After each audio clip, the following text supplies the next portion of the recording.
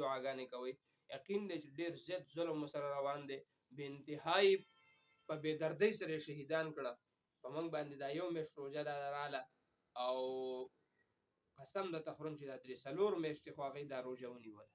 کورونه یې وران شو، مسجدونه یې وران شو، پیغلې شهیدانې شوې، ماشومانان شهیدان شو، یتیمانان شو او بې بسه بې دره داسې چې کوم دی ناستې دي.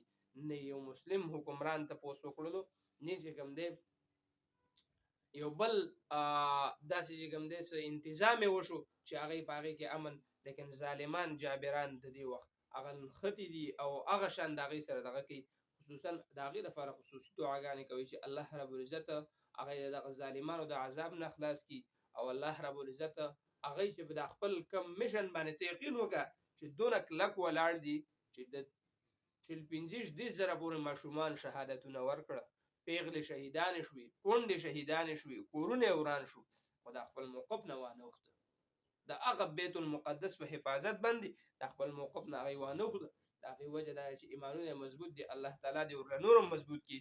د هغې دپاره خصوصي دعاګانې کوئ، په تهجدو کې نوافل ولا کوئ، روژه ماتي کې دا دعاګانې ډېرې زیاتې قبلېږي. الله رب العزت د روژه ماتي دعا دا نه رد کوي، د تهجدو دعا دا نه رد کوي. حدیث مبارکه کې راځي تهجد په ټیم کې الله رب العزت چې کوم دی بذات خود آخري اسمان ته راشي او اعلان کوي چې څوک شته دی چې زما نه وغواړي زه ورله ورکم، مغفرت وغواړي ورله ورکم، نعمت وغواړي ورله ورکم، احسان څه غواړي چې هغه ورله زه ورکم. زما نه که هر څه غواړي الله رب العزت دغه ټیم کې زما او ستا دعا ته هغه ښکته راکوزېږي او زما او ستا ته اعلان کوي، بخښنه راته کوي. نو د دغې وجې نه خصوصي دعاګانې د خپل ځان دپاره، د خپلو بچو دپاره، د اهل و عیال دپاره او د فلسطین د مسلمانانو دپاره د هغې دپاره خصوصي دعاګانې کوي چې الله تعالی یې مرسته وکړي، الله یې امداد وکړي. یقین وکړه که الله به وګوره موږ هم وبخي د مسلمانان ښه دونه زیاتې د هغې سره شروع دی چې بې حد درجې.